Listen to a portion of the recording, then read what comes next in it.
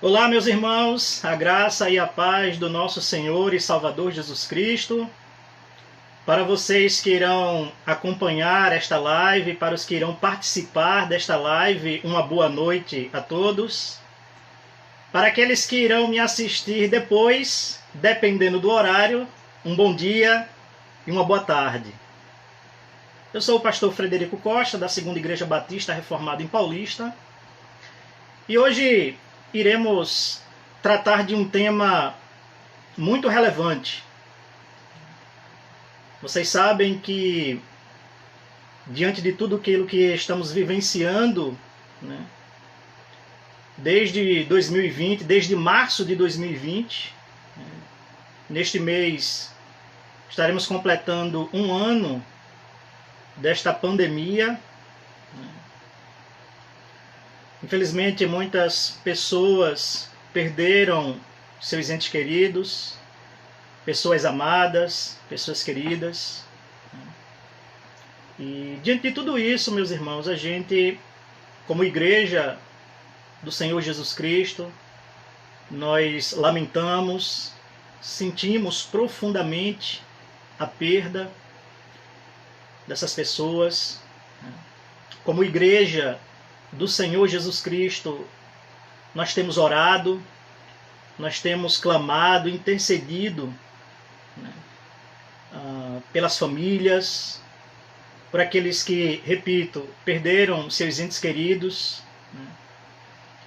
Como igreja do Senhor Jesus Cristo, nós nos compadecemos. Todos nós sabemos, irmãos, que a igreja, ela de fato é essencial para uma sociedade.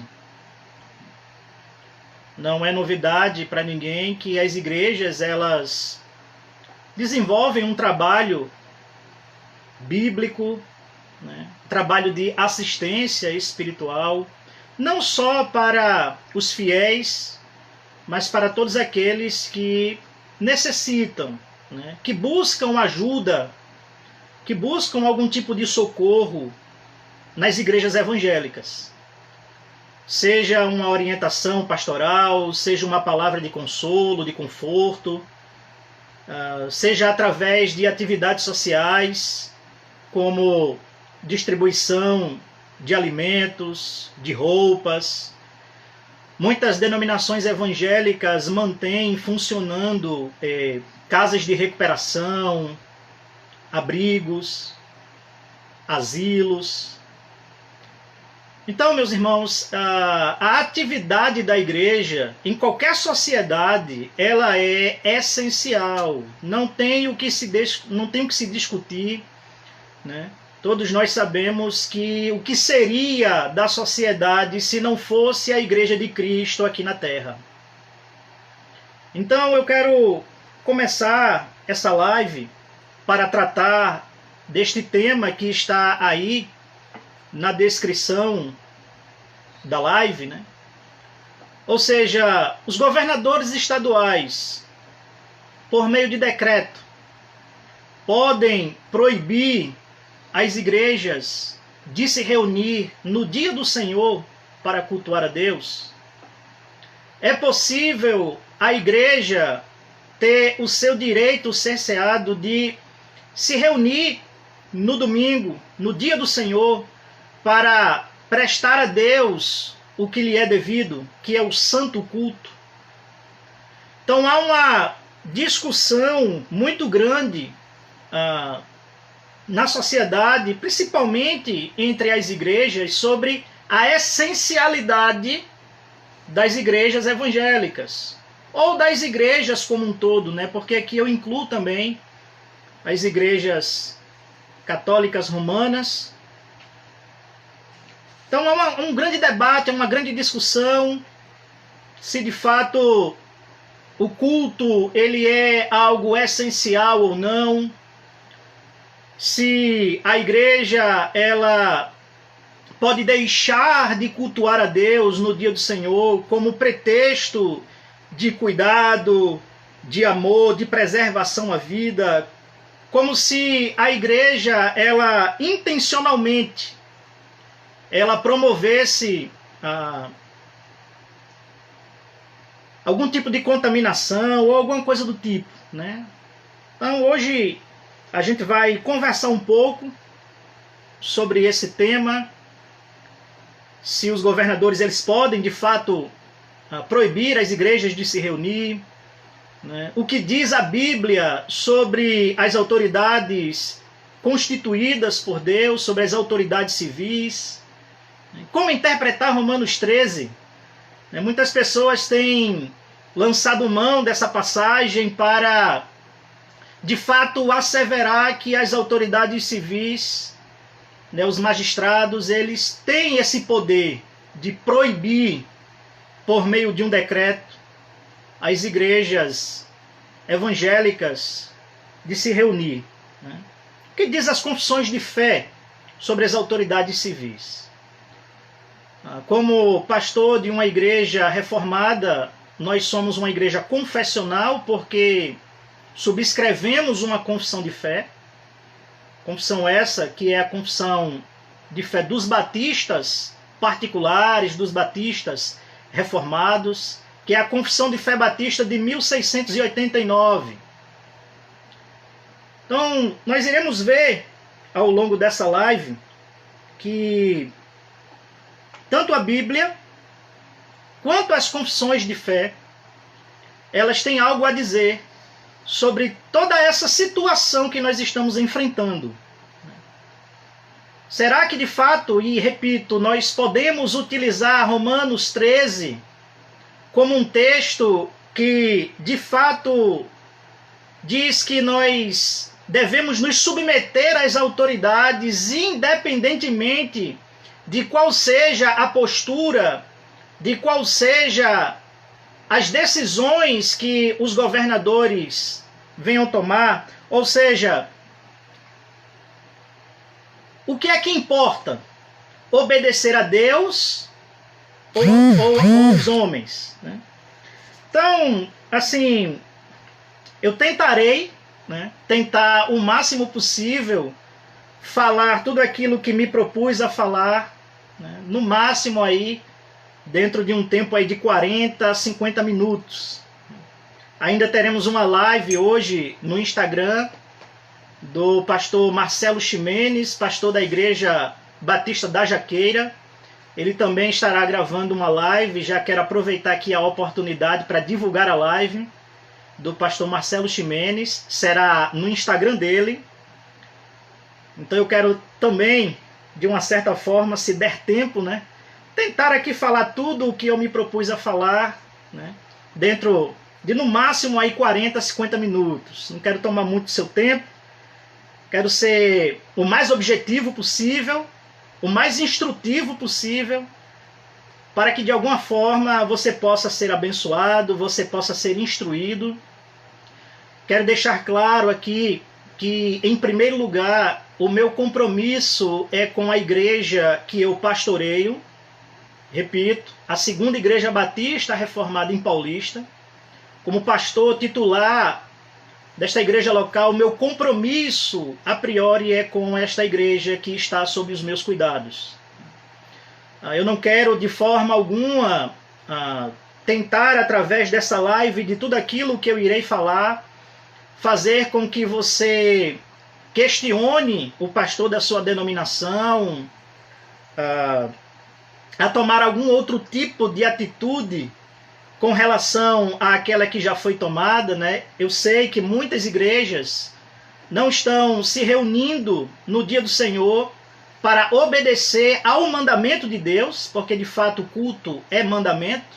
A guarda de um dia em 7 é um mandamento explicitamente revelado nas Sagradas Escrituras. Então, como pastor de uma igreja reformada, nós entendemos que o santo culto é um mandamento, independentemente da situação, se a nossa vida está em risco ou não, mas nós entendemos que devemos obedecer ao mandamento de Deus.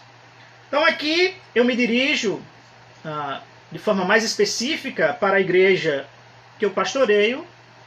E se você que é de uma outra denominação evangélica, talvez você seja de uma igreja que não seja uma igreja reformada, que não seja de uma igreja confessional. O meu propósito não é fazer com que você questione a sua liderança, mas é fazer você refletir, meditar sobre tudo aquilo que você vai ouvir a partir de agora e, quem sabe, em amor, com respeito, de alguma forma você possa conversar, sim, de forma humilde, né, de forma respeitosa, amorosa, com o seu pastor e com a sua liderança. Amém? Então, meus irmãos, respondendo logo de início a pergunta que é o tema da live de hoje, eu quero dizer que não, os governadores estaduais, eles não podem, por meio de decreto, proibir que as igrejas de Cristo se reúnam no dia do Senhor para cultuar ao único e verdadeiro Deus, Criador dos céus e da terra e de tudo que nela há. Eu quero começar lendo de forma bem objetiva o artigo 5º da nossa Constituição Federal, que nos assegura, por assim dizer, a liberdade de consciência e de crença. Artigo 5º da Constituição, parágrafo 6, diz assim: é inviolável a liberdade de consciência e de crença, sendo assegurado o livre exercício dos cultos religiosos e garantida, preste bastante atenção, na forma da lei, a proteção aos locais de culto e às suas liturgias. Então, logo de início, com base aqui no artigo 5º da nossa Constituição Federal, no seu parágrafo de número 6, é importante você compreender que isto é um direito garantido pela Constituição. Há um debate que se iniciou desde o ano passado sobre a competência do STF, do Supremo Tribunal Federal, né, como guardiões da Constituição. Né, vou partir do pressuposto que devem ter acompanhado o caso. Né. No ano passado, o Supremo Tribunal Federal cometeu uma invasão de competência, deixando a cargo, né, dos governadores legislar em tempos de pandemia, de calamidade. Né? E com base nisso é que os governadores estaduais, desde o ano passado, eles vêm tomando medidas consideradas abusivas, até autoritativas, diga-se de passagem. Porque, de fato, este direito ao exercício dos cultos religiosos, garantida na forma da lei, e a proteção aos locais de culto e às suas liturgias é um direito constitucional. Vejam, nós vivemos em um Estado de Direito. Isso significa dizer que a autoridade máxima num Estado democrático de direito é a sua Constituição Federal. No nosso caso, é a nossa Constituição, a de 1988. Então, a partir do momento que governadores estaduais, por meio de uma canetada, né, emitindo um decreto que diga-se é anticonstitucional porque não é da competência dos governadores estaduais fazer o que estão fazendo, fica muito evidente aqui a quebra deste princípio. Então, há uma discussão muito grande sobre isso.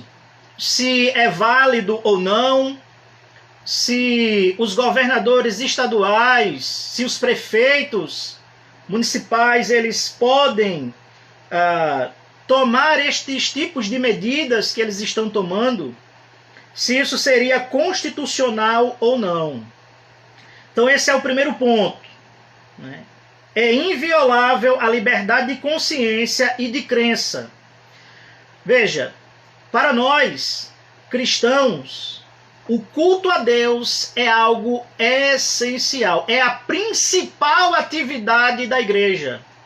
Não há igreja sem culto, e não há culto sem igreja. O verbo congregar, lá de Hebreus capítulo 10, versículo 25, quando o autor da carta aos Hebreus diz: não deixeis de congregar como é costume de alguns. O verbo congregar vem do substantivo congregação. Há um certo entendimento por parte dos governadores, dos magistrados, sobre a forma de culto, porque eles entendem que uma transmissão online é o equivalente a um culto religioso. É claro que nós não devemos cobrar entendimento por parte de homens que não têm nenhum conhecimento a respeito do que é culto, né? Do que se constitui um culto.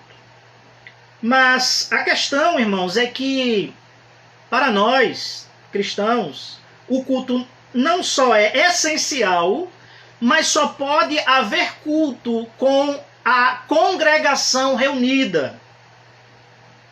Aqui eu não preciso explicar o óbvio, né? Se nós formos pegar ali a partir do capítulo de número 19 do livro de Êxodo, onde o culto a Deus de forma corporativa, né, o culto público, ele nasce ali na antiga aliança. Nós entendemos que só há culto quando a igreja está reunida, quando o corpo local está reunido. A partir do momento em que os governadores e os magistrados entendem que é possível haver uma celebração religiosa ou um culto online, virtual, o que está acontecendo aqui, na verdade, é uma violação à liberdade de consciência e de crença. Porque nós cremos, biblicamente, teologicamente, confessionalmente, que só há culto a Deus quando a igreja local, a congregação local está reunida.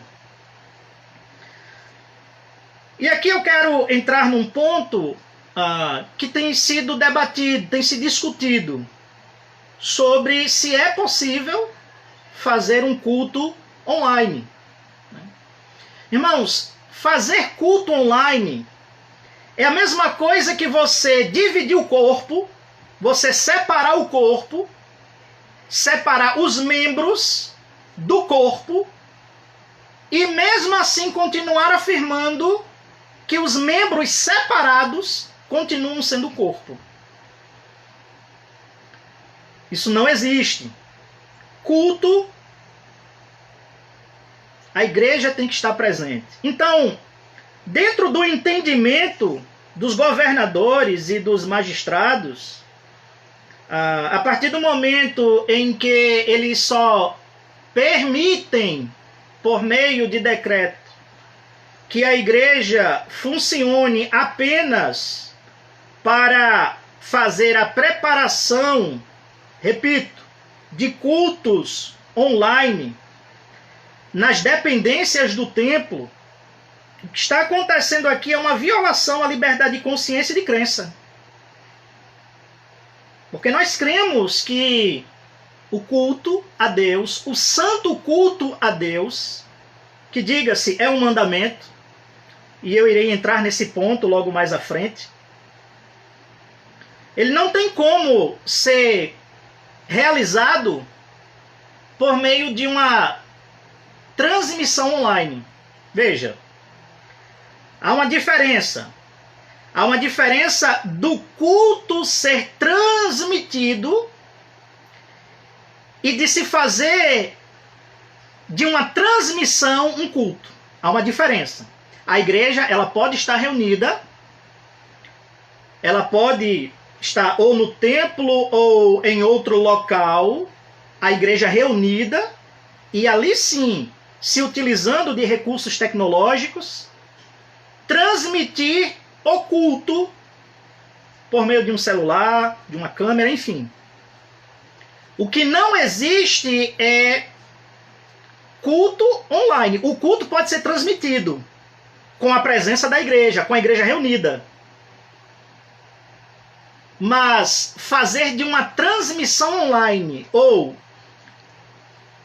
equivaler a transmissão online ao culto, isso não existe. Veja, então, com base nisso, o que está acontecendo é uma violação de liberdade de consciência e de crença, que, repito, é assegurado o livre exercício dos cultos religiosos e garantida na forma da lei a proteção aos locais de culto e suas liturgias. Então, para que fique claro, essa parte aqui não é e nunca será da competência de governadores e prefeitos, por meio de decreto, proibir que as igrejas se reúnam presencialmente em seus templos no dia do Senhor, no domingo, para cultuar, para adorar a Deus.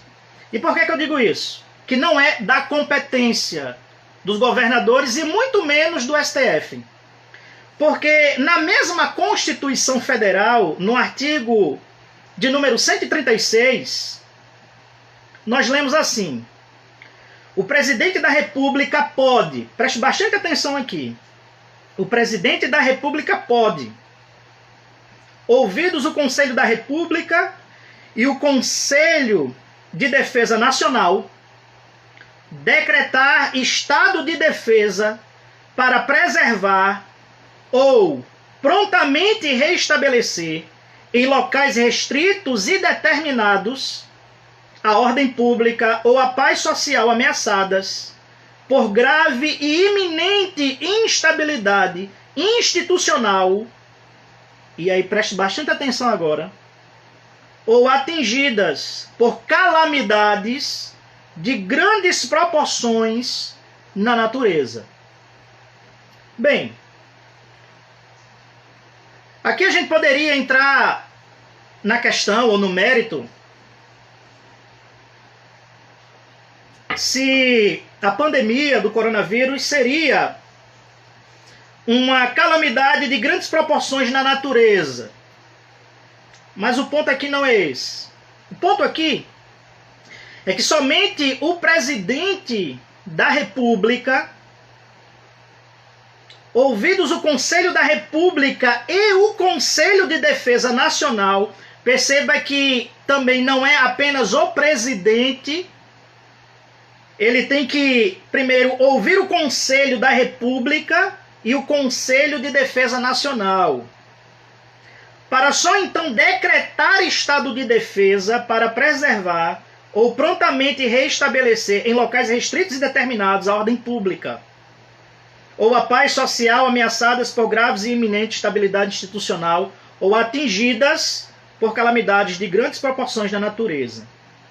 Então perceba, é da competência do executivo, na figura do presidente da República, repito, ouvidos o Conselho da República e o Conselho de Defesa Nacional, decretar estado de defesa.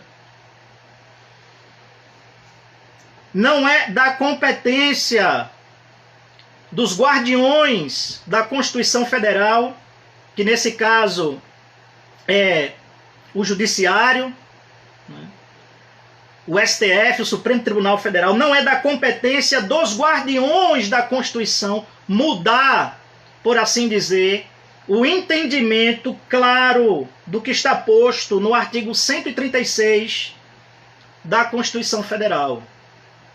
compete ao presidente da República, por meio de decreto,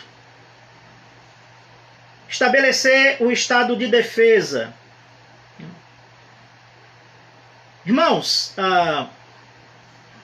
o que a gente tem vivido de um ano para cá, e isso tem se agravado mais agora nessa segunda onda, é basicamente o que está posto aqui.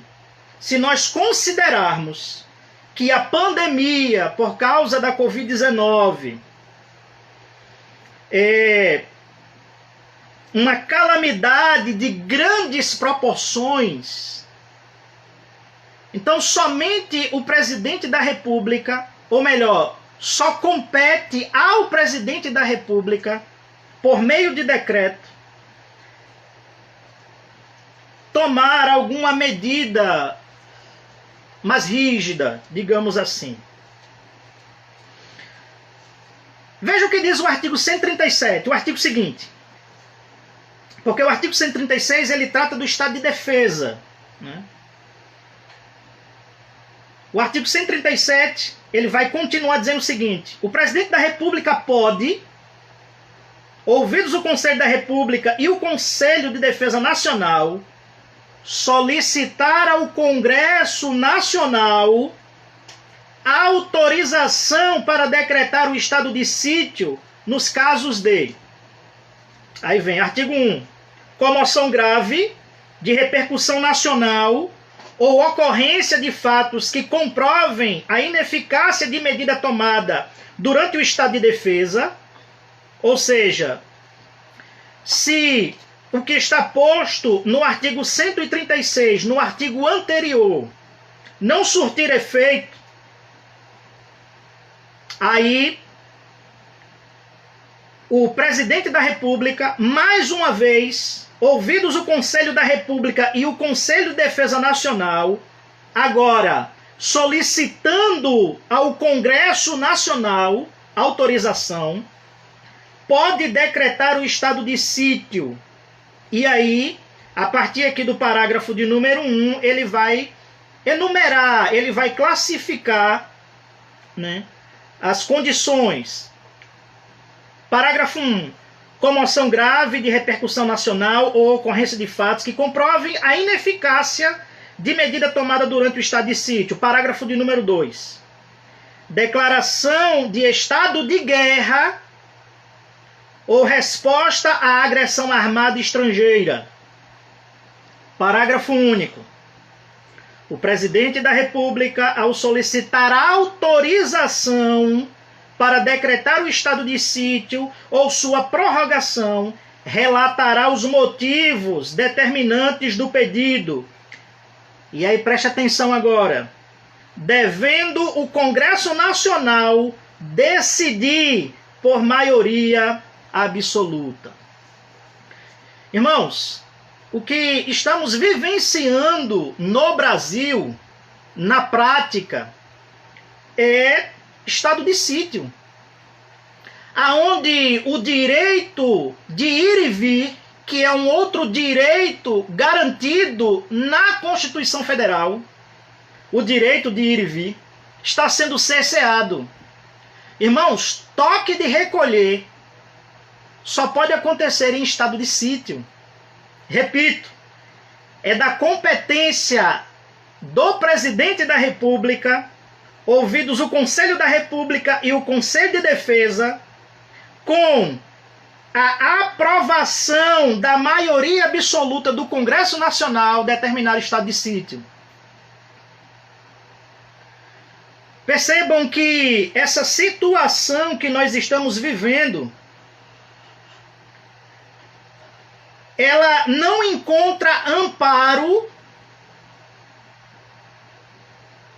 para que governadores e prefeitos passem por cima da competência do presidente da República.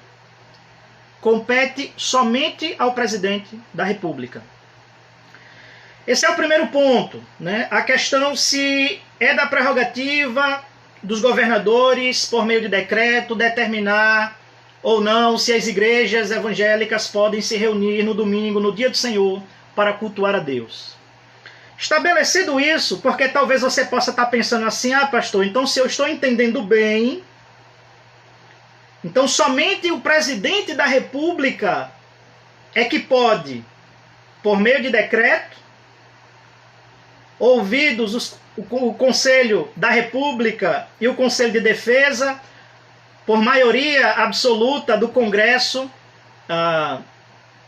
determinar que em casos de calamidade pública, em casos onde a soberania do país está ameaçada, que é na questão aqui também do estado de defesa, a questão de guerra, se o Brasil, por exemplo, estiver sob ameaça de invasão. Então quer dizer que somente o presidente da República teria essa prerrogativa de proibir as igrejas de cultuar a Deus no dia do Senhor. Veja, nós iremos entrar nisso logo mais à frente.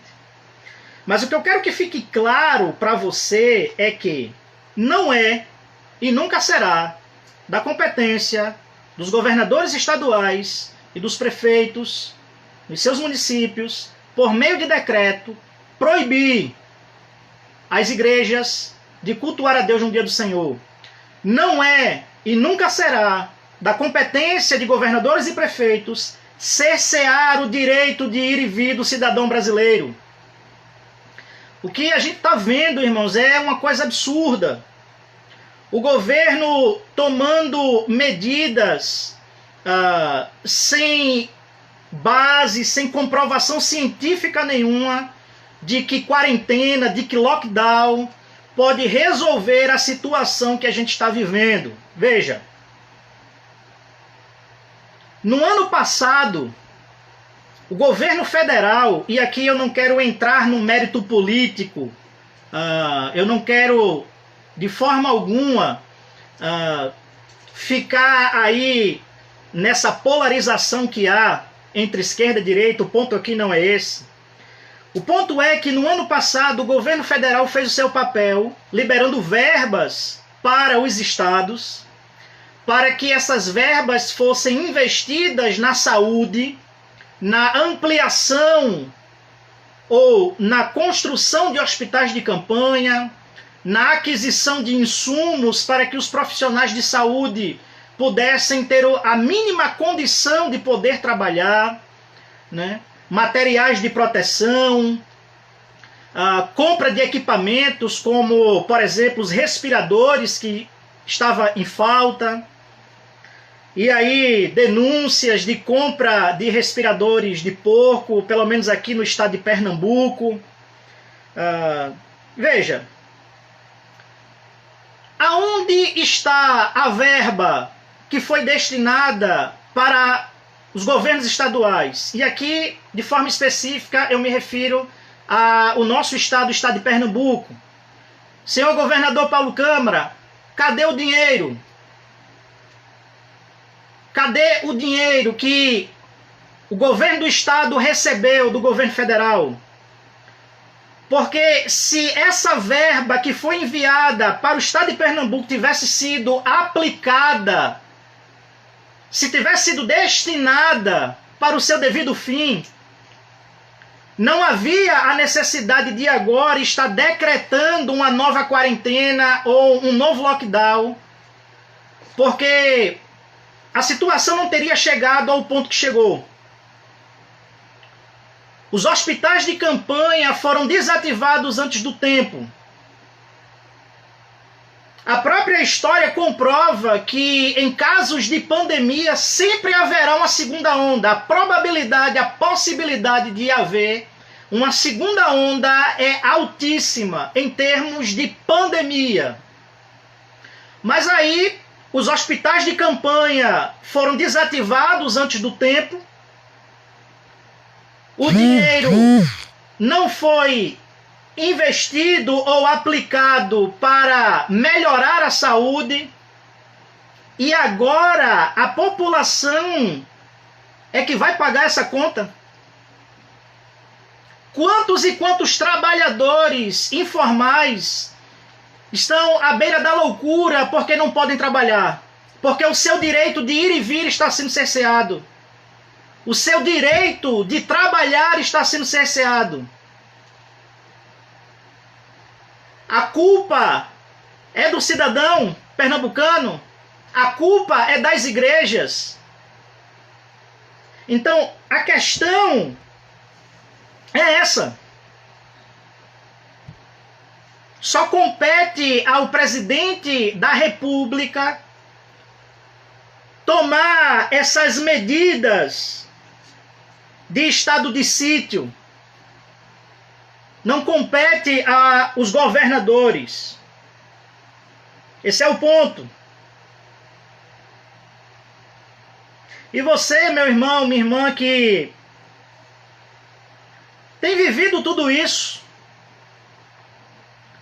se posicione. Porque, de fato, o que estamos vivendo é algo que, infelizmente, se a população não acordar, será de mal a pior. Então, deixando isso muito claro,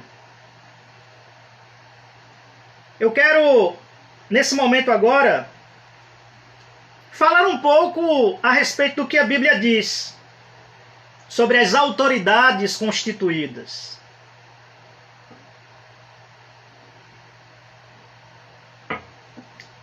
Eu tenho visto, irmãos, que muitos evangélicos, muitos pastores, estão se utilizando de Romanos capítulo 13 para justificar as medidas abusivas,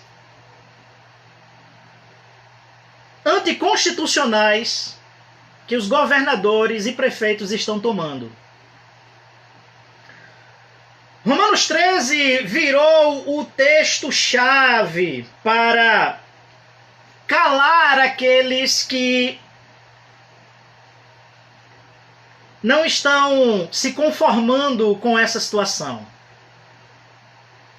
E aqui eu quero ler Romanos capítulo 13, mas, diferente do que está sendo feito, eu não quero isolar Romanos capítulo 13 do restante das Sagradas Escrituras. Porque todos nós sabemos, pelo menos aquele que não dormiu nas aulas de hermenêutica, sabe que nós não podemos isolar o texto do contexto e isolar o texto de outros textos das Sagradas Escrituras. Porque muitas vezes, quando um texto ele não é claro, um outro texto traz luz sobre aquele texto que não está muito claro. Embora Romanos capítulo 13 não nos parece ser um texto difícil, complicado, não há, por assim dizer, nenhuma complexidade gramatical para se compreender o que Paulo quis dizer quando escreveu Romanos capítulo 13. Então, antes de ler o texto e analisar Romanos 13 com base em outros textos das Sagradas Escrituras, eu quero me dirigir a você, colega, que é pastor e que se utiliza de Romanos 13 de forma isolada do restante das Sagradas Escrituras para justificar que tudo isso que os governadores estão fazendo e que os magistrados, por meio dos ministros do STF, estão fazendo. Veja, usar Romanos 13 para dar base a medidas ou decretos que se opõem à própria palavra de Deus, não só é um erro, como um pecado. Então vamos para Romanos 13. Eu vou usar a NVI, Nova Versão Internacional. Ela diz assim: todos devem sujeitar-se as autoridades governamentais, pois não há autoridade que não venha de Deus. As autoridades que existem foram por ele estabelecidas. Portanto, aquele que se rebela contra a autoridade está se colocando contra o Deus que instituiu. E aqueles que assim procedem trazem condenação sobre si mesmos. Pois os governantes não devem ser temidos, a não ser pelos que praticam o mal. E aqui eu quero chamar a sua atenção para o que Paulo acabou de dizer aqui. Você que está me assistindo, você que vai me assistir depois, não sei, amanhã de manhã, à tarde, ou até mesmo nessa madrugada, preste bastante atenção no que Paulo está dizendo. Mais uma vez eu repito, não há nenhuma complexidade gramatical no texto aqui de Romanos 13 que faz com que o texto seja de difícil compreensão e até de aplicação. Eu vou ler novamente o versículo 3 e eu quero chamar a sua atenção para o que está posto no versículo 3. Pois os governantes não devem ser temidos, a não ser pelos que praticam o mal. Você quer viver livre do medo da autoridade? E aí Paulo agora lança uma pergunta retórica. Pratique o bem, e ela o enaltecerá, pois é serva de Deus para o seu bem. Mas se você praticar o mal, pela segunda vez aqui Paulo repete a palavra mal, tenha medo, pois ela não porta a espada sem motivo. É serva de Deus, agente da justiça, para punir quem pratica o mal. Pela terceira vez, Paulo repete a palavra mal. Portanto, e aqui agora no versículo 5, o que Paulo fala do 1 ao 4, o portanto agora é a conclusão do seu argumento. É necessário que sejamos submissos às autoridades, não apenas por causa da possibilidade de uma punição,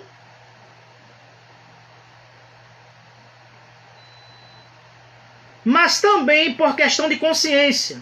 É por isso também que vocês pagam imposto, pois as autoridades estão a serviço de Deus, sempre dedicadas a esse trabalho. E aí, versículo 7, Paulo conclui dizendo: deem a cada um o que lhe é devido. Se imposto, imposto. Se tributo, tributo. Se temor, temor. Se honra, honra. Irmãos, o texto aqui, ele é muito claro, ele é muito explícito no que se refere àqueles que praticam o mal. É justamente nesse contexto que Paulo escreve Romanos capítulo 13, para explicar que aqueles que praticam o mal, e aqui se pudéssemos fazer uma aplicação do que Paulo se refere ao se utilizar da palavra mal, os que praticam o mal, poderíamos aqui de forma bem objetiva dizer que são aqueles que de fato desobedecem à lei. Aqueles que roubam, aqueles que matam, aqueles que estupram. E eu poderia aqui, irmãos, classificar uma série de infrações ou de crimes que requer a punição da lei, que faz com que o Estado se utilize da espada ou aplique a devida justiça no infrator. Então é disso que Paulo está falando para a igreja de Roma. O texto aqui, de forma alguma, ele pode ser usado para dar base, para se afirmar que mesmo os governantes ou o magistrado, por meio de decreto, emitem alguma lei, alguma ordem essa que infringe a própria palavra de Deus, os crentes têm que obedecer cegamente.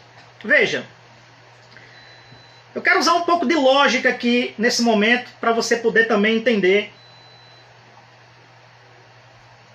como Romanos 13 deve ser interpretado e aplicado.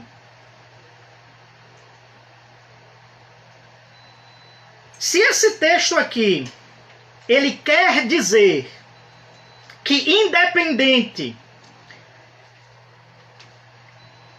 do que os governadores ou os governantes de uma forma geral, eles estabelecem como lei para que o cidadão possa assim se submeter a essas leis, se é isso que Romanos 13 quer dizer, então a gente tem um grande problema. Se Romanos 13 pode ser utilizado para dizer, olhe, não desobedeçam às autoridades, porque as autoridades humanas, as autoridades civis foram constituídas por Deus, e todo aquele que desobedece às autoridades civis está em desobediência a Deus, porque desobedeceu às autoridades civis. Se esse texto ele pode ser utilizado dessa forma, sem que haja um limite para se interpretar e aplicar isso aqui, nós temos um sério problema. Eu vou começar aqui a enumerar alguns. Por exemplo, em Êxodo capítulo 1, a partir do versículo 15, eu não sei se você é familiarizado com o texto bíblico, eu não sei se você tem o hábito ou a prática de ler e meditar nas Sagradas Escrituras.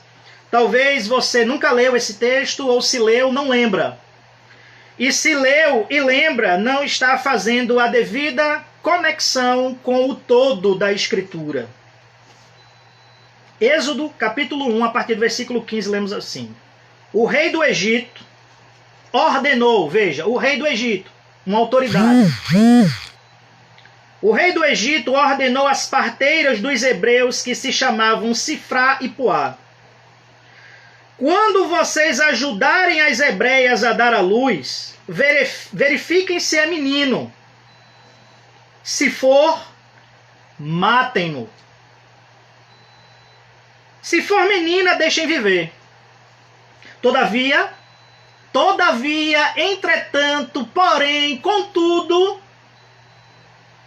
as parteiras temeram a Deus e não obedeceram às ordens do rei do Egito. Deixaram viver os meninos. Então o rei do Egito convocou as parteiras e lhes perguntou: por que vocês fizeram isso? Por que deixaram viver os meninos? E aí, no verso de número 19, elas vão dar a razão. E eu leio agora o 21. Visto que as parteiras temeram a Deus, ele concedeu-lhes que tivessem suas próprias famílias. O primeiro problema começa aqui, irmãos. Se a gente utilizar Romanos capítulo 13 para se submeter cegamente às autoridades civis, repito, constituídas por Deus, ou você vai dizer que o faraó não foi uma autoridade constituída por Deus? Faraó só foi faraó porque a soberania de Deus assim o quis. Era uma autoridade na época. E as parteiras estavam debaixo de uma ordem do rei do Egito. Talvez você possa estar pensando, mas espera aí, pastor, há uma grande diferença entre deixar de cultuar a Deus porque os governadores determinaram por meio de um decreto que as igrejas não podem se reunir, e preservar a vida, que foi o que as parteiras fizeram.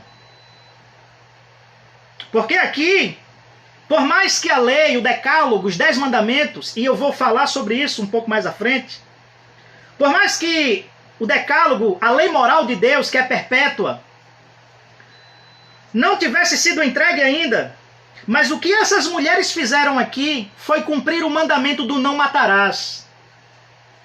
Elas preservaram a vida das crianças, dos machos.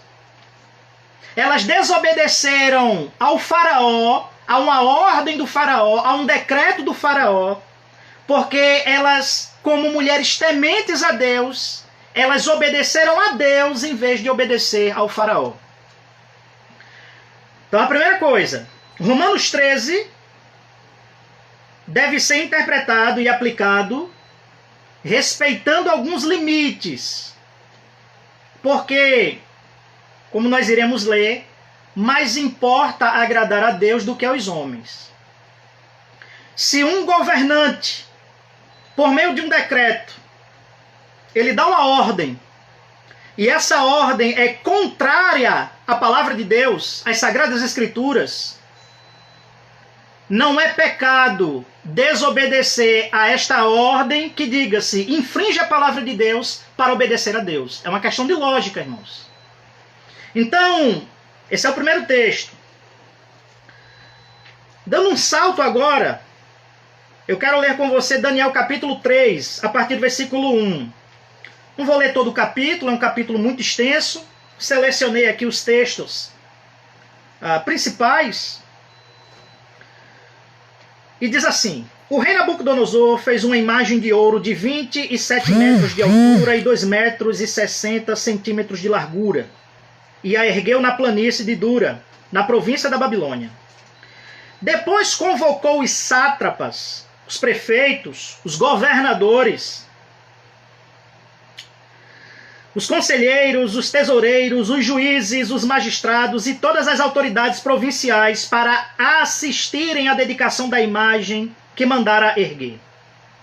Então o arauto proclamou em alta voz: esta é a ordem que lhes é dada, ó homens de todas as nações, povos e línguas.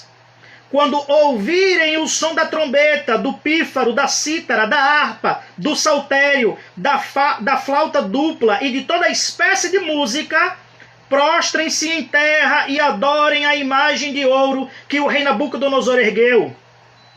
Quem não se prostrar em terra e não adorá-la, será imediatamente atirado numa fornalha em chamas. Verso 8. Nesse momento, alguns astrólogos se aproximaram e denunciaram os judeus. Verso 10. Tu emitiste um decreto, ó rei, ordenando que todo que ouvisse o som da trombeta, do pífaro, da cítara, da harpa... E aí ele vai novamente repetindo aqui os instrumentos musicais. Verso 12. Mas há alguns judeus que nomeaste para administrar a província da Babilônia, a saber, Sadraque, Mesaque e Abdinego, que não te dão ouvidos, ó rei. Não prestam culto aos teus deuses, nem adoram a imagem de ouro que mandaste erguer. Aí sabe qual vai ser a reação agora do rei? Verso 13. Por causa da desobediência de Sadraque, Mesaque e Abdinego, furioso, Nabucodonosor mandou chamar Sadraque, Mesaque e Abdinego, e assim que eles foram conduzidos à presença do rei. Agora, porém, quando vocês ouvirem o som da trombeta, do pia, e ele novamente aqui vai enumerando, né, os instrumentos musicais. Se vocês se dispuserem a prostrar-se em terra e adorar a imagem que eu fiz, será melhor para vocês. Mas, se não adorarem, serão imediatamente atirados numa fornalha em chamas. E que Deus poderá livrá-los das minhas mãos. Verso 17. Se formos atirados na fornalha em chamas, o Deus a quem prestamos culto pode livrar-nos. E ele nos livrará das suas mãos, ó rei. Mas, se ele não nos livrar, saiba, ó rei, que não prestaremos culto aos seus deuses, nem adoraremos a imagem de ouro que mandaste erguer. Irmãos, mais uma vez aqui, nós nos deparamos com uma espécie de desobediência, irmãos. Veja, se Romanos 13 pode ser interpretado de forma cega, dizendo que o crente ele deve se submeter às autoridades civis, independente de qual seja o decreto, até mesmo se o decreto for algo que contrarie a palavra de Deus, que viole um mandamento explícito de Deus. Se Romanos 13 ensina isso, então, queridos irmãos e irmãs, temos aqui um grande problema. Veja, Sadraque, Mesaque e Abdinego não obedeceram ao decreto de Nabucodonosor. Obedecer ao decreto de Nabucodonosor, irmãos, era quebrar a lei de Deus. Era adorar a um falso Deus. Era adorar a um ídolo. Ainda no livro de Daniel, a situação se repete, não mais agora com esses três amigos, mas agora com o próprio Daniel. Daniel capítulo 6, a partir do versículo 3, lemos assim, eu vou ler rápido, para a gente poder comentar aqui. O texto diz assim, ora, Daniel se destacou tanto entre os supervisores e os sátrapas por suas grandes qualidades, que o rei planejava colocá-lo à frente do governo de todo o império. Diante disso, os supervisores e os sátrapas procuraram motivos para acusar Daniel em sua administração governamental, mas nada conseguiram. Não puderam achar falta alguma nele, pois ele era fiel, não era desonesto nem negligente. Finalmente, esses homens disseram, jamais encontraremos algum motivo para acusar esse Daniel, a menos que seja algo relacionado com a lei do Deus dele. E assim, os supervisores e os sátrapas, de comum acordo, foram falar com o rei. Ó, rei Dário, vive para sempre. Todos os supervisores reais, os prefeitos, os sátrapas, os conselheiros e os governadores concordaram que o rei deve emitir um decreto ordenando que todo aquele que orar a qualquer deus ou a qualquer homem nos próximos 30 dias, exceto a ti, ó rei, seja tirado na cova dos leões. Agora, ó rei, emite o decreto e assina-o para que não seja alterado, conforme a lei dos medos e dos persas, que não pode ser revogada. E o rei Dário assinou o decreto. Quando Daniel soube que o decreto tinha sido publicado, foi para casa, para o seu quarto, no andar de cima, onde as janelas davam para Jerusalém. 3 vezes por dia ele se ajoelhava e orava, agradecendo ao seu Deus, como costumava fazer. Então aqueles homens foram ver e encontraram Daniel orando, pedindo ajuda a Deus. Assim foram falar com o rei acerca do decreto real.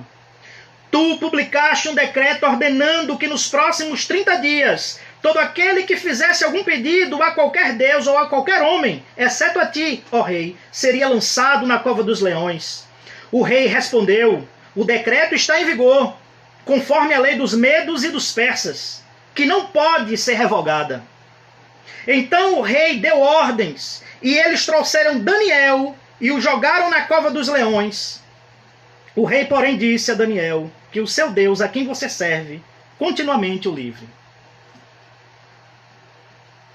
Está dando para entender, né, irmãos? Está dando para entender aqui a questão de Romanos, capítulo 13, com outros textos das Sagradas Escrituras. Mas não para por aí. Atos capítulo 4, versículo 15, Novo Testamento. Assim ordenaram que se retirassem do sinédrio e começaram a discutir, perguntando, que faremos com esses homens? Aqui no caso, Pedro e João. Todos os que moram em Jerusalém sabem que eles realizaram um milagre notório que não podemos negar. Todavia, Para impedir que isso se espalhasse ainda mais entre o povo, precisamos adverti-los de que não falem mais com ninguém sobre esse nome. Então, chamando-os novamente, ordenaram-lhes que não falassem nem ensinassem em nome de Jesus. Resposta de Pedro e de João, irmãos.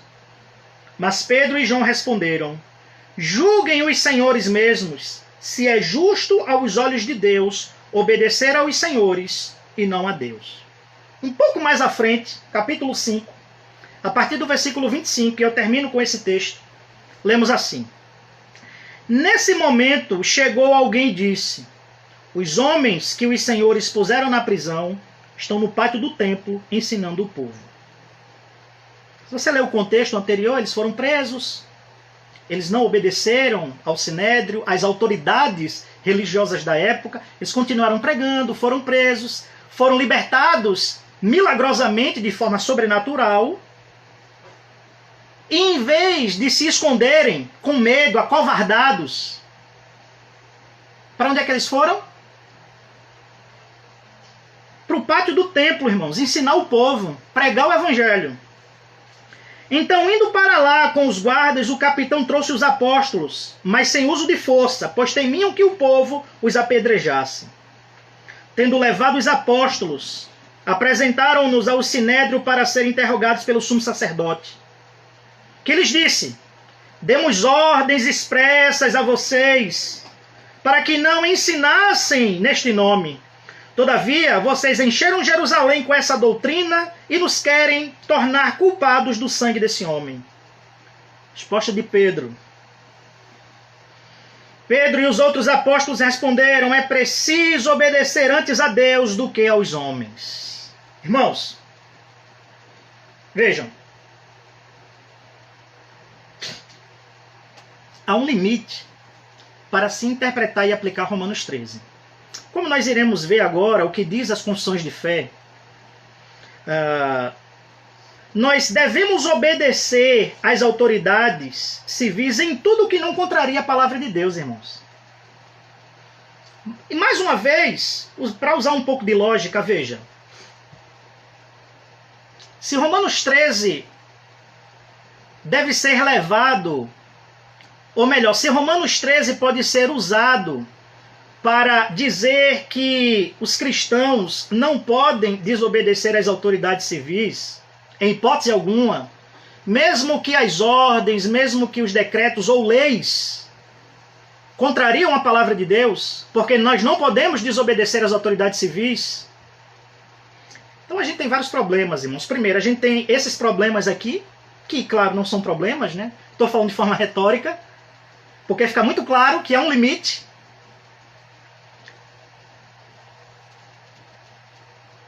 Há uma discussão nacional sobre a questão do aborto. Veja, se as autoridades aprovarem um aborto, com base em Romanos 13, os cristãos vão praticar aborto? Se o argumento de Romanos 13 é válido, e se as autoridades, se o magistrado aprovar, liberar o aborto, torna isso certo, irmãos? Pense direitinho. Use um pouco da razão. Se o casamento homoafetivo, e é uma coisa que civilmente, né, não religiosamente, claro, mas de forma civil, já é algo que já é aceito. Veja, nós devemos obedecer às autoridades, irmãos, e aceitar que isso é normal? Porque as autoridades do nosso país, sejam na esfera municipal, estadual, ou até mesmo federal, normatizar práticas contrárias à palavra de Deus, criando leis que são contrárias à palavra de Deus, então o crente deve se submeter a isso. Por exemplo, há muitos países, principalmente países muçulmanos, aonde é proibido pregar o evangelho, é proibido por lei pregar o evangelho. Então quer dizer que todos os missionários que lá estão colocando sua vida em risco para pregar o evangelho estão errados. Se a gente for usar Romanos 13 de forma absolutamente cega, sem levar em consideração a aplicação do que Paulo quis dizer em Romanos 13, os cristãos lá na China, nesse exato momento, que estão sendo perseguidos, suas casas estão sendo invadidas, muitos estão morrendo, sendo presos. Veja, então eles não podem ser cristãos num país que é proibido por lei ser um cristão. Então eles estão desobedecendo às autoridades civis. Percebe, irmãos, que tipo de argumento, ou melhor, as implicações que isso pode acarretar se a gente isolar Romanos 13 do seu contexto, isolar Romanos 13 do restante das Escrituras. Percebe o tamanho do problema que vai ter? Há um limite para se interpretar Romanos 13. Devemos sim, de forma ordeira, de forma obediente, nos submetermos às autoridades constituídas por Deus. Mas em tudo aquilo que não contraria a palavra de Deus, em tudo aquilo que não infringe a palavra de Deus, senão a própria Bíblia, a própria palavra de Deus, ela estaria em desacordo consigo mesmo. Vamos ver o que diz as confissões de fé, e aqui, de forma bem objetiva, eu separei aqui, pela ordem, né? O que diz as confissões de fé. Basicamente aqui, eu vou citar duas. A primeira é a Confissão de Fé belga, no seu artigo 36, que trata sobre o ofício das autoridades civis. Preste bastante atenção o que diz o artigo 36 da Confissão belga, que trata sobre o ofício das autoridades civis. Cremos que nosso bom Deus, por causa da perversidade do gênero humano, constituiu reis, governos e autoridades. Veja, ninguém nega que as autoridades foram instituídas por Deus para o bem comum. Cremos que isso, inclusive, é a própria graça comum de Deus, por causa da perversidade do gênero humano, por causa da depravação total do homem. Irmãos, imagine conviver numa sociedade sem leis. Dá para imaginar isso? Isso a gente consegue só ver em filmes, né, de Hollywood. Se não houvesse leis, se não houvesse a espada do Estado para punir os maus, muito provavelmente não haveria sociedade, irmãos. O próprio homem iria se destruir. Nós cremos. O ponto aqui não é dizer que as autoridades não foram constituídas por Deus, porque foram. Com esse propósito, com essa finalidade. Porém, há um limite para que possamos obedecer e nos submeter às autoridades. Ele quer que o mundo seja governado por leis e códigos, para que a indisciplina dos homens seja contida e tudo ocorra entre eles em boa ordem. Para este fim, ele forneceu às autoridades a espada, para castigar os maus e proteger os bons. Versículo 4 de Romanos 13. Seu ofício não é apenas cuidar da ordem pública e zelar por ela. E aí eu quero chamar a sua atenção agora. Mas também proteger o santo ministério da igreja, a fim de promover o reino de Jesus Cristo e a pregação da palavra do evangelho em todo lugar, para que Deus seja honrado e servido por todos, como ele ordena na sua palavra. Depois, cada um, em qualquer posição que esteja, tem a obrigação de submeter-se às autoridades, pagar impostos, que é o que Romanos 13 fala, render-lhes honra e respeito. E aí eu quero chamar a sua atenção agora. Obedecer-lhes em tudo o que não contraria a palavra de Deus. E orar em favor delas, para que Deus as guie em todos os seus caminhos, para que vivamos vida tranquila e mansa com toda piedade e respeito. Primeira carta de Paulo a Timóteo, capítulo 2, versículo 2. Neste assunto, rejeitamos os anabatistas, não confundir anabatistas com os batistas. Né? Eu sei que muitos confundem os anabatistas com os batistas, ou chamam os batistas de anabatistas, mas isso é uma falta de conhecimento sem tamanho.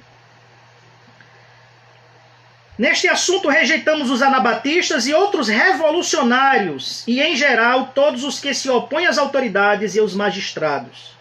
Os anabatistas, irmãos, aqui seriam os comunistas da época, né? De forma bem contextualizada. Seriam os comunistas da época, né?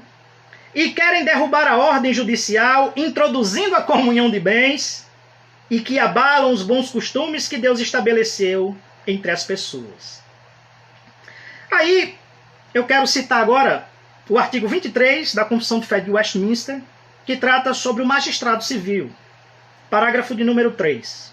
Os magistrados civis não podem tomar sobre si a administração da palavra e dos sacramentos, ou o poder das chaves do reino do céu, nem de modo algum intervir em matéria de fé. Contudo, como pais solícitos, devem proteger a igreja do nosso comum Senhor, sem dar preferência a qualquer denominação cristã sobre as outras, para que todos os eclesiásticos, sem distinção, gozem plena, livre e indisputada liberdade de cumprir todas as partes das suas sagradas funções, sem violência ou perigo. Lembrou de alguma coisa aqui?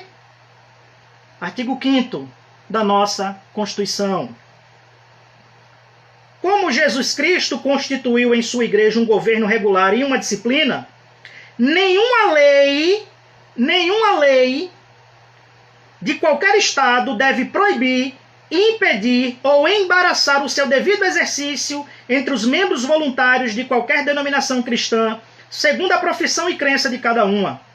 E é dever dos magistrados civis proteger a pessoa e o bom nome de cada um dos seus jurisdicionados, de modo que a ninguém seja permitido, sob pretexto de religião ou de incredulidade, ofender, perseguir, maltratar ou injuriar qualquer outra pessoa, e bem assim providenciar para que todas as assembleias religiosas, a ideia de culto, e eclesiásticas possam reunir-se sem ser perturbadas ou molestadas. Então, irmãos, com base em Romanos 13 e nos textos que eu li, poderia ler outros, mas a hora já está se avançando, e com base no artigo 36 da Confissão Belga e do artigo 23 da Confissão de Fé de Westminster, nós entendemos que há um limite para se interpretar e aplicar Romanos 13. Devemos sim obediência, respeito, devemos honrar as autoridades civis constituídas por Deus, né? Fazer de tudo que estiver ao nosso alcance para promover o bom exercício dos magistrados, etc. e tal. Porém, todavia, entretanto, contudo, essa obediência ela tem um limite. E que limite é esse?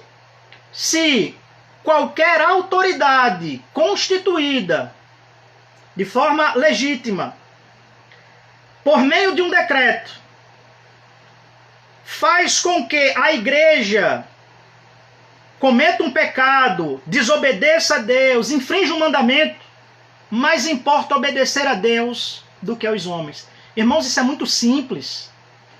Não há dificuldade alguma de interpretar e aplicar Romanos 13 com o todo da Escritura, irmão. Se a gente isolar Romanos 13 do restante das Sagradas Escrituras, repito, a gente vai ter sérios problemas. Por fim, eu quero entrar no mérito da questão do culto. O que é culto? Existe culto online? Falei um pouco disso na introdução. Mas aqui agora, de forma bem rápida, eu quero falar o que está na nossa Confissão de Fé, na nossa Confissão de Fé Batista de 1689.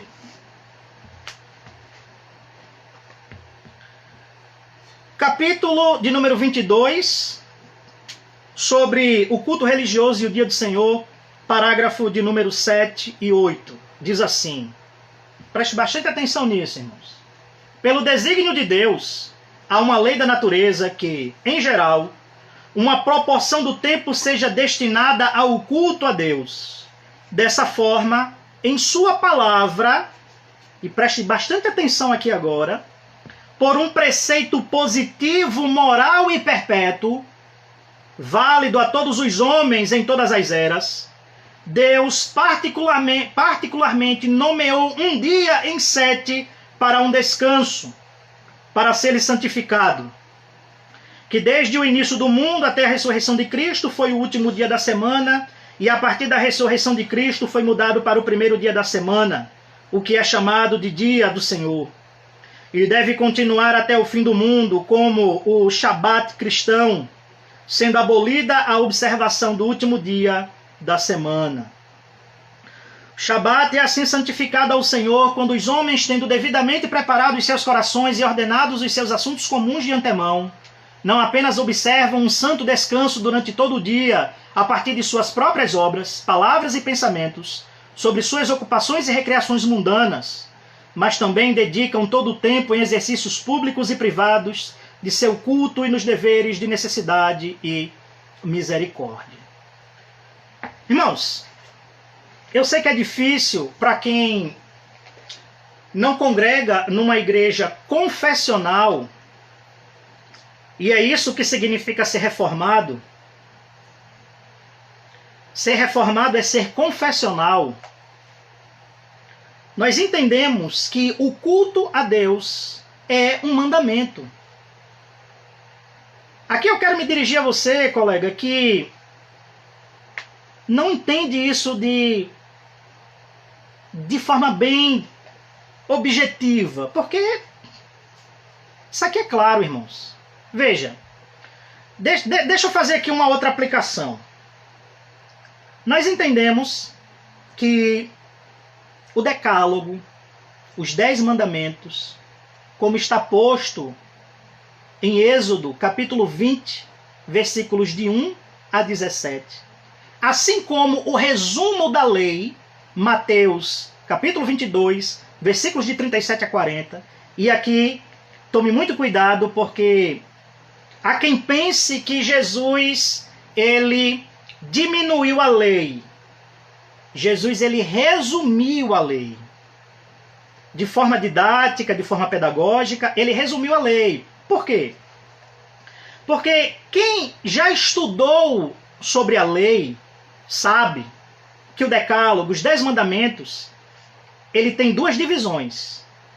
A saber, a primeira divisão são os 4 primeiros mandamentos, que dizem respeito às nossas obrigações para com Deus.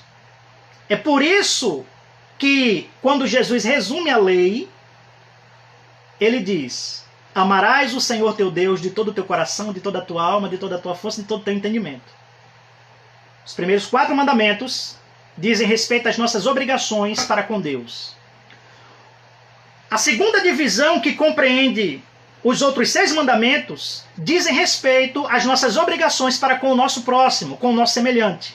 É por isso que no resumo da lei, na segunda parte do resumo da lei, repito, Mateus 22, de 37 a 40, Jesus diz: e o teu próximo como a ti mesmo. Então Jesus, ele resume a lei de forma didática e pedagógica. Jesus, ele não diminui a lei, ele resume. Aqui muito cuidado. Então nós entendemos que o culto é um mandamento de Deus. Aquele que não obedece ao mandamento de Deus está em pecado. Culto não é algo facultativo, irmãos. Culto é mandamento de Deus, é uma ordem de Deus. Independente se sua vida está debaixo de risco ou não. E esse ponto aqui que eu estou falando tem implicações com o ponto anterior. Porque os cristãos, durante quase 4 séculos, eles foram perseguidos pelo Império Romano.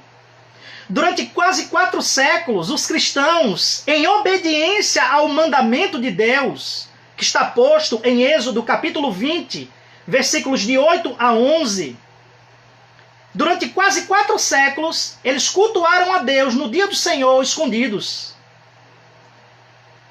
Aí veja, se eles fossem obedecer a Roma, eles iriam desobedecer a Deus. Eles não iriam correr o risco Irmãos, vale a pena correr o risco. Veja o argumento. Vale a pena correr o risco para ir num supermercado, para comprar comida.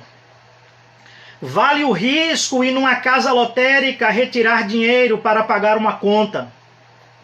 Vale o risco de entrar num coletivo, num ônibus lotado, abarrotado de gente, para ir trabalhar. Mas não vale o risco, irmãos, de obedecer a Deus para cultuá-lo. O Deus que tudo nos dá, que nos dá saúde, que nos dá força e capacidade para trabalharmos. Percebe a inversão de valores, irmãos? Percebem como boa parte da igreja evangélica brasileira não compreendeu de fato o que é culto?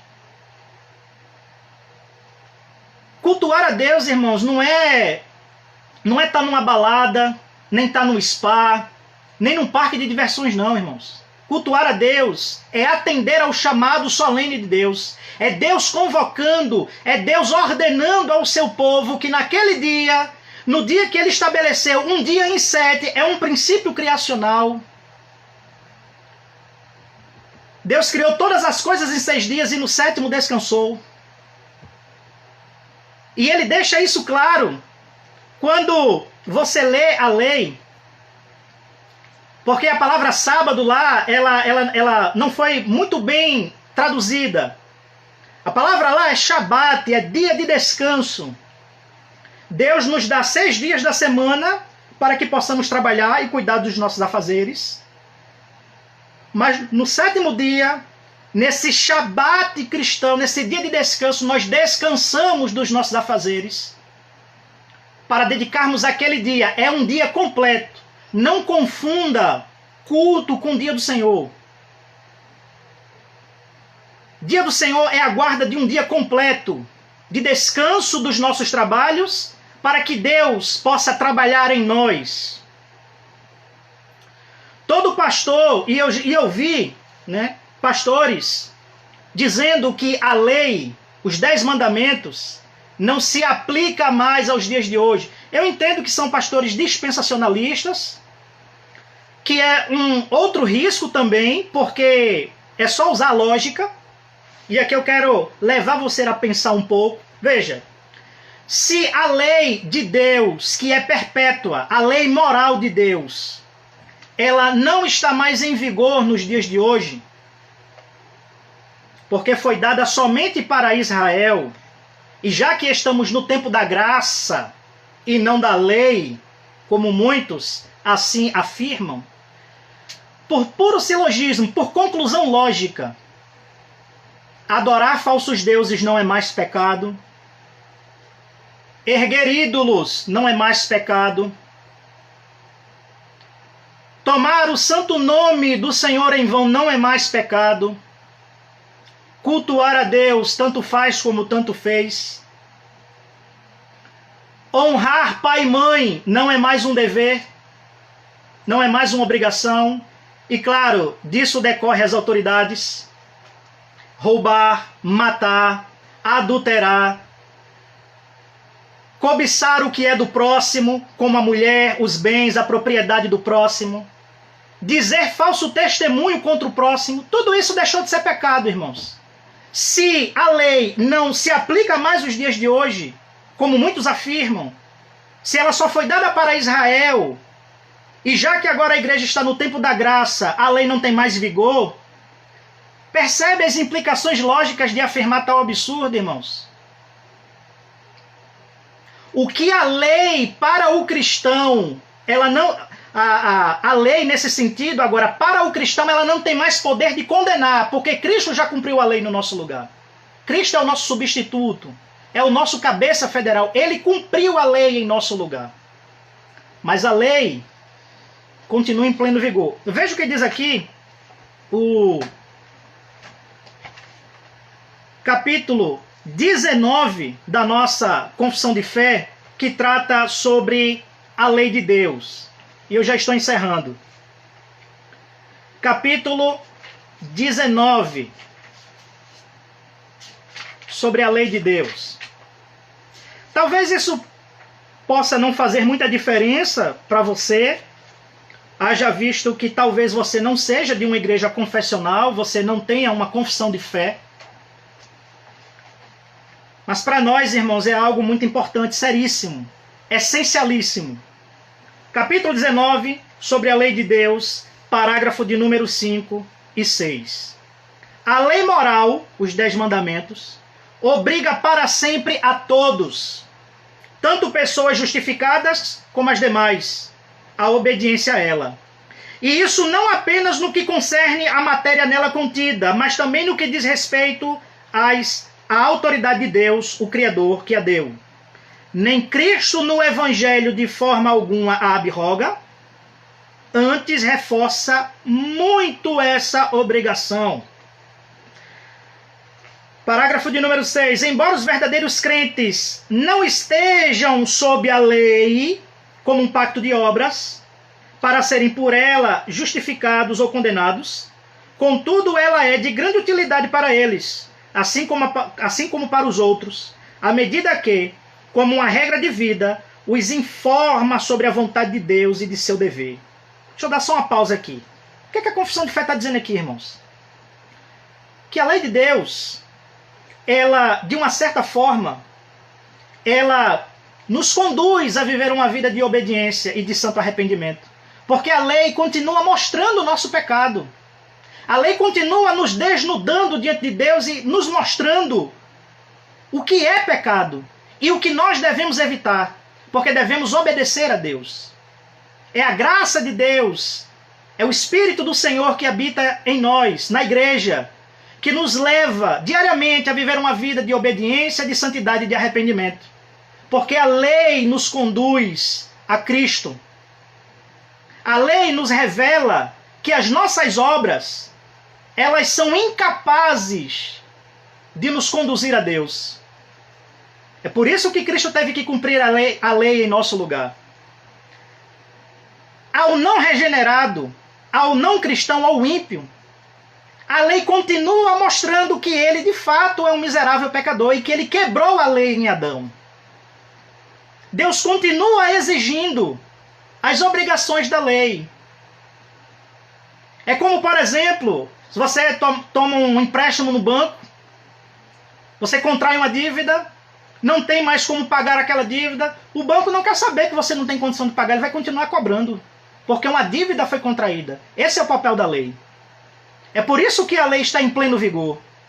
A lei moral de Deus é perpétua. Você, pastor, que usa esse tipo de argumento, que a lei não se aplica mais aos dias de hoje, porque ela foi dada a Israel e a igreja vive no tempo da graça, me desculpe. Você está desqualificado para pregar a palavra de Deus, porque você está cometendo um erro. E levando o povo ao erro, porque você está afirmando que a lei de Deus não tem mais vigência nos dias de hoje, e que, portanto, por causa disso, o que é pecado não é mais pecado. Se a lei não se aplica mais aos nossos dias, se ela não vigora mais nos nossos dias, então logo aquilo que a lei revela deixou de revelar, que é o pecado do homem. Então tome muito cuidado quando você for fazer uso da palavra e ensinar a igreja que Deus colocou sob seus cuidados. A lei é sim um mandamento perpétuo, é a lei moral, e Deus continua respondendo ao homem com a lei. Continuando, dirige e os obriga a andar em conformidade com ela e mostra-lhes também as contaminações pecaminosas de sua natureza, corações e vidas. Então, examinando-se dessa maneira, eles podem chegar a mais convicção, humilhação, por meio e ódio contra o pecado, juntamente com uma visão mais clara da necessidade que tem de Cristo e da perfeição da sua obediência.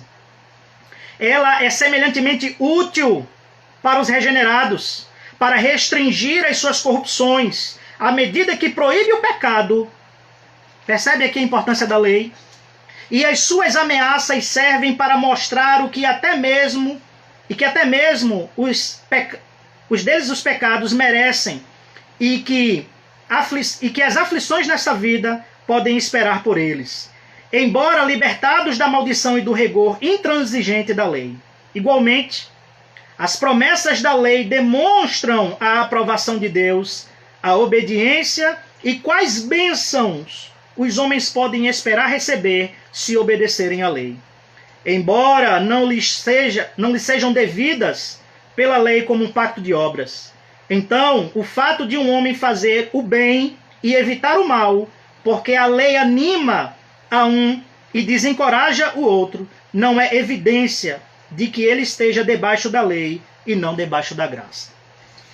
Então, irmãos, para finalizar, nós entendemos biblicamente, teologicamente e confessionalmente que o culto é um santo mandamento de Deus, é o quarto mandamento. É dever, é obrigação de todo cristão cultuar a Deus no dia do Senhor. Aquele que não faz está, sim, em desobediência a Deus, está em pecado contra o Criador dos céus e da terra. Então, eu quero terminar dizendo que tudo isso que eu falei hoje deve gerar em você um senso de, claro, de responsabilidade, né? Alguém pode até pensar, pastor, então quer dizer que nós devemos viver uma vida descuidada, nós devemos aglomerar nos templos, né? Antes que alguém aqui, usando da falácia do espantalho, né? Antes que alguém venha distorcer tudo aquilo que eu falei,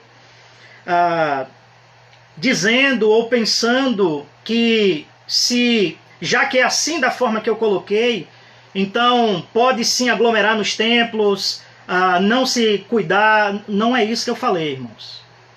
Veja, eu sou do posicionamento de que as igrejas sim devem ter o seu direito garantido de se reunir nos templos no dia do Senhor, mas não de forma irresponsável, não de forma desleixada ou descuidada ou relapsa. Eu entendo que o governo pode fazer uso do poder que tem para fiscalizar os templos, os cultos, no sentido de que as igrejas ou os templos cumpram as normas de segurança. Deixa eu ler aqui o que saiu ontem na página da ALEP, da Assembleia Legislativa aqui de Pernambuco, o projeto de lei que torna ou que reconhece as igrejas como atividades essenciais em tempos de calamidade. Eu quero ler aqui uma frase da deputada, que é a relatora do projeto. A deputada é do mesmo partido do governador Paulo Câmara, do PSB. Mas veja a coerência. E é isso que eu sou a favor. O texto diz assim, eu vou só ler aqui a introdução e a fala da deputada.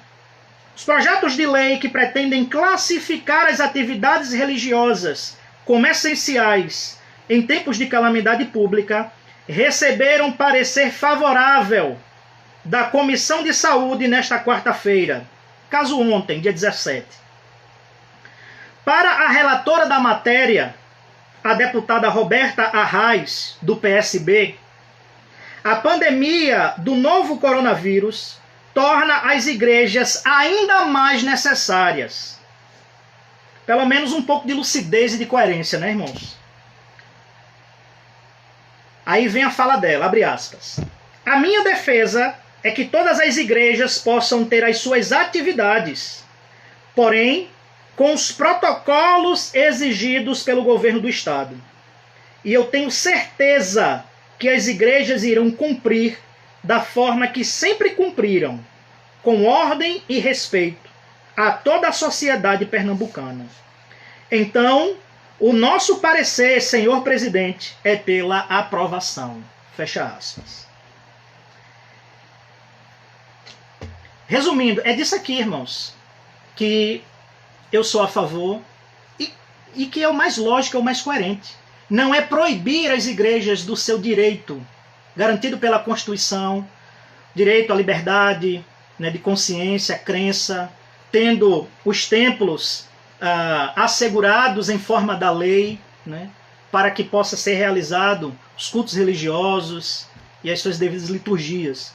O que o governo do Estado deve fazer é, de fato, fiscalizar. Veja, se tem contingente para pôr na rua, para fiscalizar os comércios, pais de família, mães de família, que dependem do trabalho para trazer o sustento para dentro de casa, para pagar suas contas, honrar com seus compromissos. Se tem contingente na rua para fiscalizar, há contingente para fiscalizar as igrejas.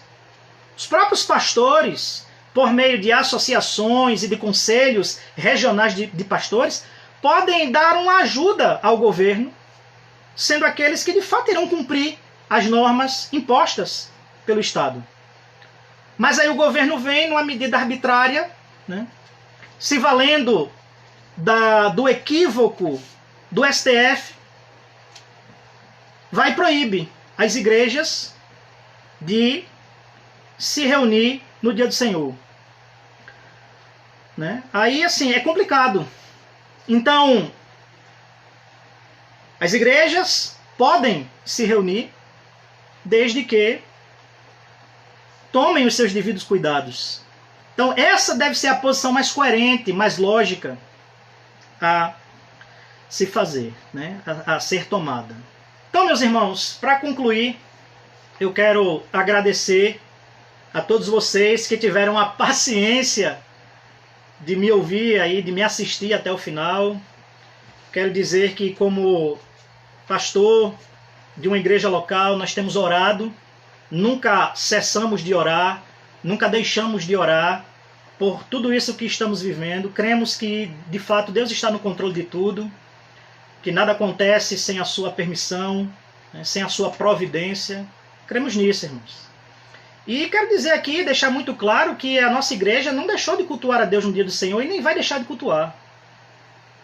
Independente se estivermos correndo risco ou não de ser multado, de ser preso, né, o risco vale a pena. Obedecer a Deus vale a pena. É um risco que todo cristão deve correr para obedecer a Deus, se sujeitando a Ele, por meio do seu santo mandamento. Então, que Deus abençoe a sua vida. Eu quero terminar essa live orando por você, para que Deus ele continue dando graça, para que você possa se manter firme neste período de pandemia. E não deixe, irmãos, de cultuar a Deus. Não desobedeça a Deus. Curve sua cabeça aí onde você está. Eu quero orar por você. Senhor, tem misericórdia, Pai, das nossas vidas e nos dá graça para que possamos compreender a necessidade, a essencialidade de obedecer ao Senhor, cultuando a Ti no dia do Senhor. Nos livra, nos guarda, nos protege de todo mal, porque cremos, ó Pai, que o que estamos fazendo é de fato obedecer ao Senhor, independente do risco que nos é imposto. Eu quero nesse momento, Senhor, apresentar cada irmão e irmã que está me assistindo neste momento, aqueles que ainda irão me assistir, que a Tua graça, o Teu amor, o Teu perdão e as Tuas misericórdias, Senhor, possa ser derramadas sobre a vida desses irmãos e irmãs. Que não falte o pão, que o Senhor seja providência na vida desses irmãos, irmãs, dessas famílias. Que o Senhor, ó Pai, em nome de Jesus, possa abençoar a esses irmãos. Muito obrigado, Pai, por tudo. Eu oro em nome de Jesus. Amém.